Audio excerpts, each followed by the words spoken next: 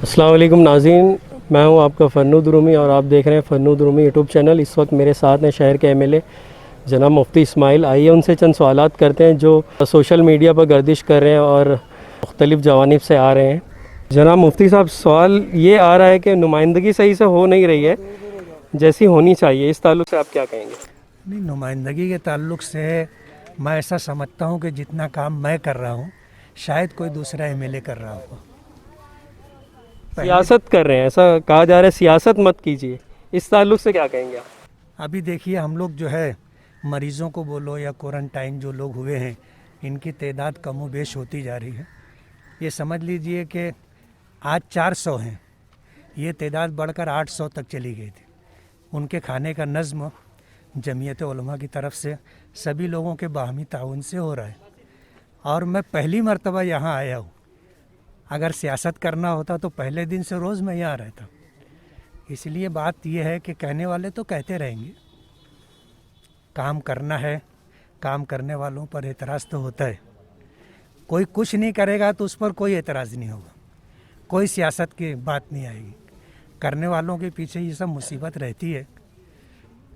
कहा यह जा रहा है कि जो कोरोना वायरस के सिलसिले में किट्स वगैरह आई थी, जो सामान आए थे, उसके लिए पैसा कॉरपोरेशन ने लगाया है, ना कि एमएलए के 50 लाख रुपए फ़ंड से पैसे लगे हैं। इस ताल्लुक़ से क्या कहेंगे? बात यह है कि एमएलए फ़ंड से 50 लाख रुपया मैंने दिया है, कलेक्टर को उसका लेटर है मेरे पास, कागज़ी सबूत मौजूद है। बात यह है कि सरकार ने भी इस 50 लाख के ऊपर जो लगने वाला सामान है सरकार भी दे रही है। मैंने ये दावा कभी नहीं किया कि जितना सामान आया है वो मेरे फ़ंड का है। जो सामान आया है उसमें मेरा 50 लाख रुपया आमदार निधि लगा है। बाकी कलेक्टर ऑफिस से जो है और दीगर इंतज़ामात भी हो रहे। 50 लाख रुपये में मालेगांव का मसला हल हो जाएगा ऐसा तो नहीं। सिविल हॉस्पिटल और दीगर जगहों पर कमिश्नर कासार और असिस्टेंट कमिश्नर, उनके ज़रिए जो कार्रवाई हुई है उस पर क्या कहेंगे आप? वो कार्रवाई तो मेरे बोलने पर हुई है। अच्छा। बात ये थी कि कमिश्नर से जब मेरी बातचीत हुई कि इतना इतना सामान आया है, तो कमिश्नर कहने लगे जब सामान आया है तो वो है कहाँ। मैंने कहा ये आपकी ज़िम्मेदारी है, आप तलाश करें, ढूंढें। उसके बाद कमिश्नर ने जो है इंक्वायरी की। तो अभी क्या कार्रवाई की जा रही है खातियों के खिलाफ? उनके खिलाफ कार्रवाई के लिए कमिश्नर ने जो है बात तो की है कि इनके खिलाफ कार्रवाई होगी। अब डिपार्टमेंटली कार्रवाई के लिए जो प्रोसीजर है वो पूरा करके उनके खिलाफ कार्रवाई तो होगी। 11 वैन्स पुणे जैन ट्रस्ट की जानिब से मालेगांव आई थी। देखा यह जा रहा है कि शहर के मगरबी हिस्सों में वो अपनी खिदमात दे रही हैं, तो इस तरफ क्यों दिखाई नहीं दे रही हैं? एक वजह ये भी बताई जा रही है कि ड्राइवर अवेलेबल नहीं है। इस ताल्लुक से क्या कहेंगे आप? बात यह है कि चाइना के सिटी वुहान से कोरोना वायरस चला, हिंदुस्तान आया तो उसको ज़बरदस्ती मुसलमान बना दिया। इससे आप अंदाज़ा कर सकते हैं कि फ़िरका परस्ती हिंदुस्तान में कितनी गहराई तक चली गई और ये चीज़ आपको हर जगह नज़र आएगी। अब मेडिकल लाइन से भी जो है भेदभाव हो रहा है। अभी मेरा मौसम पुल के उस तरफ जाना हुआ था, सीटी स्कैन कराना था, तो उसने ये कहा कि तन्हा मैं सीटी स्कैन कर रहा हूँ और तमाम लोगों ने अपने एक्सरे कहो और सोनोग्राफी कहो या सीटी स्कैन कहो या एमआरआई कहो, सब बंद करके रखा है। हमने पूछा भी नहीं था उससे। उसने मेरा सीटी स्कैन करने के बाद मुझको ये बात बताई कि आमदार साहब मैं अकेला काम कर रहा हूँ, बाकी सब बंद है। आपकी बीमारी को लेकर भी ऐसा कहा जा रहा है कि मुफ्ती साहब का टेस्ट करवाया जाए, स्वैब टेस्ट। स्वैब टेस्ट करवा चुका मैं। सबको अपनी जान प्यारी होती है। मैं बहुत शुक्रगुजार हूँ उन लोगों का जो मेरे लिए फ़िक्रमंद है। मैं बहुत बहुत शुक्रगुजार हूँ उनका। अभी फ़िलहाल जैसा कि माहौल है शहर का कि कोरोना वायरस के पॉजिटिव मरीज़ों की तादाद दिन ब दिन बढ़ती जा रही है, अगर ऐसा ही रहा तो लॉकडाउन मज़ीद एक्सटेंड हो सकता है और मालेगांव रेड जोन काफ़ी दिनों तक रहेगा, इस तरह सिलसिला दराज रहेगा। तो इस ताल्लुक से क्या शहर के तमाम सियासतदानों को एक प्लेटफॉर्म पर नहीं हो जाना चाहिए? इस बाबत आपने सोचा है? नहीं, हमने तो पहले दिन से आपको अगर पिछला रिकॉर्ड आपके पास होगा तो मैंने ये तजवीज़ रखी थी कि तमाम सियासी ज़िम्मेदारों को, पार्टी के लोगों को मिल करके शहर में घूम करके ऐलान करना चाहिए। तो मेरी इस तजवीज़ के ऊपर एसपी साहब, एडिशनल एसपी घोगे साहब, हमारे मिनिस्टर दादा भूसे साहब, माजी आमदार शेख रशीद साहब और मैं, हम लोग गाड़ी में बैठ करके, एक गाड़ी में पूरे शहर में घूम फिर करके मैंने ऐलान किया था। अपने लोगों से अपील की थी, अहलियाने शहर से अपील की थी कि हम लोगों को जो है कोरोना वायरस को यूं ही हल्का नहीं समझना चाहिए, संजीदगी से लें और अपने घरों में रहें, बिला ज़रूरत शदीदा घर से बाहर ना निकलें। तो ये काम तो मैंने सबसे पहले मैंने किया और अल्हम्दुलिल्लाह पूरे शहर में घूम करके हमने ऐलान किया। एक इल्ज़ाम आप पर ये लगाया जाता रहा है कि आप दूसरों के कामों का क्रेडिट खुद ले लेते हैं, इस ताल्लुक से क्या कहेंगे? कोई एक मिसाल अगर कोई दे देवे कि किसी दूसरे का काम हो और हमने अपना बताया हो, हम तो अपने बलबूते पर चलते हैं और हमें लोग कहते हैं कि कोई काम करो तो उसको यानी लोगों तक पहुंचाओ, बताओ। हम अपना काम लोगों को नहीं बता पाते, दूसरों का काम हम कैसे बोलेंगे कि ये हमारा है।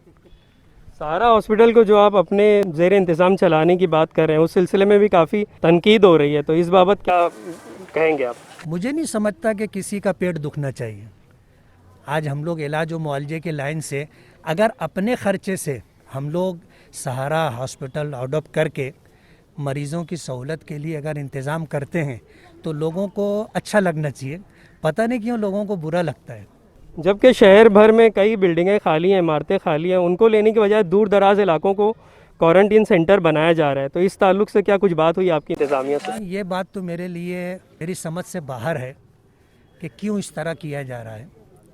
कुछ इस तरह के मामलात हैं जिसे देखकर अंदाज़ा होता है कि ये एक प्लानिंग है और उसी प्लानिंग के तहत इस तरह कारपोरेशन के ज़िम्मेदारों का कामकाज चल रहा है। हमारी इससे कबल कुछ नर्सेस से बात हुई जो अपनी खिदमत अंजाम दे रही हैं क्वारंटीन सेंटर्स में, तो उन्होंने कहा कोई भी ऑफिसर उनका ना कॉल उठाता है, ना उनकी जो तस्वीर वो ग्रुप में शेयर करती हैं जिसमें कमिश्नर से लेकर कलेक्टर सारे लोग हैं, उस पर कुछ ध्यान देते हैं। जैसे कि मेडिकल वेस्ट बहुत सारा पड़ा हुआ है, आप अक्सर व बेशतर क्वारंटीन सेंटर में इस तरह का नज़ारा देख सकते हैं। तो इस बदनज़मी पर आप क्या कहेंगे? मेरा तो ये कहना है कि पहले दिन से बल्कि मालेगांव में कोरोना वायरस के कोई पॉजिटिव मरीज़ पाए जाते, उससे पहले से जो है ये मिसमैनेजमेंट कहो या यूँ कहो कि इंतज़ामात ना करना या ना कर पाना, ये जो हालात हैं अभी तक उसी तरह चल रहे हैं। आप अंदाज़ा करो कि कलेक्टर ने जो है पिछले कमिश्नर को साइड लाइन कर दिया और उन्हें जो है हटा करके नया कमिश्नर लाना पड़ा। आप अंदाज़ा करें कि ऐसा कलेक्टर ने क्यों किया। और नए कलेक्टर ने आ करके कारपोरेशन के 30 एम्प्लॉयमेंट के ख़िलाफ़ किला पुलिस स्टेशन के अंदर FIR दर्ज कराई। यानी कारपोरेशन जो है काम करना ही नहीं चाहती, वहाँ के ऑफिसरान काम करना ही नहीं चाहते और हालात ऐसे हैं कि हॉस्पिटल जाओ तो पूरा स्टाफ मिलता ही नहीं है। नर्सों में गया था मंसूरा रात में तकरीबन 12:30-1 बजे, तो वहाँ पर ना कोई डॉक्टर था, ना नर्स थी, ना वार्ड बॉय। मैंने ज़िम्मेदारों को फ़ोन किया हेल्थ डिपार्टमेंट के लोगों को, तो वो लोग कहने लगे कि वहाँ पर डॉक्टर भी है, नर्स भी है। मैंने कहा मैं अपनी आँखों देखी चीज़ को कैसे झुठला सकता हूँ। मैंने कहा आप झूठ बोल रहे हो या जो लोग भी वहाँ पर हैं जिनकी ड्यूटी है वो झूठ बोल रहे हैं। मैं खुद देख करके आया कि कोई है नहीं। तो इस तरह के मामलात हैं। सरकार को मजबूर हो करके मालेगांव से हट करके दूसरे शहरों से डॉक्टर्स को ला करके यहाँ पर उनसे ड्यूटी करवाई जा रही है। लेकिन जाहिर बात है कि जब मकामी कारपोरेशन का अमला काम करने के लिए तैयार नहीं है तो बाहर के लोगों को ला करके जो काम दिया गया वो भी सही माने में काम हो नहीं रहा है। आप अंदाज़ा करो कि MD फिजिशियन की ज़रूरत है, ये आर्थोपेडिक डॉक्टरों को लाकर ड्यूटी करवा रहे हैं, ये सर्जन लोगों को लाकर ड्यूटी करवा रहे हैं। आज हालात ऐसे हैं कि मरीज़ों तक कोई पहुंचता नहीं है। मरीज़ पानी पानी चिल्लाता रहता है, कोई उसे पानी देने वाला नहीं।